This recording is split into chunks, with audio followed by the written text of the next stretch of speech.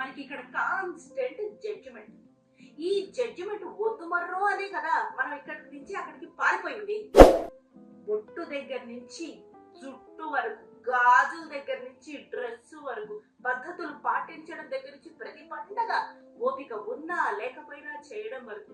Sudden గా వచ్చి మనకి ఈ పద్ధతి ఉంది, ఆ నవ్వులు ఈ నవ్వులు పాటించడం.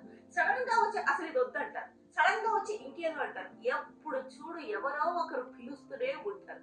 ఒకళ్ళింటికి పోయి ఇంకోళ్ళింటికి పోకపోతే కోపతాపాలు ఆపసోపాలు మనకి పోయి వచ్చిన తర్వాత ఇలా మన లైఫ్ మన చేతుల్లో తప్పితే ఊర్లో వాళ్ళందరి చేతుల్లో ఉంటుంది.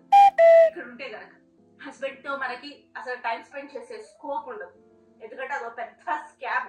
రిలేటివ్స్, ఫ్రెండ్స్, నైబర్స్, కొత్తగా పరిచయమైన ఆఫీస్ కొలీగ్స్, ఫ్రెండ్స్, ఇలా ఎప్పుడుకప్పుడు ఎవరో ఒకరు వస్తూనే ఉంటారు, లేదా మనల్ని పిలుస్తూనే ఉంటారు.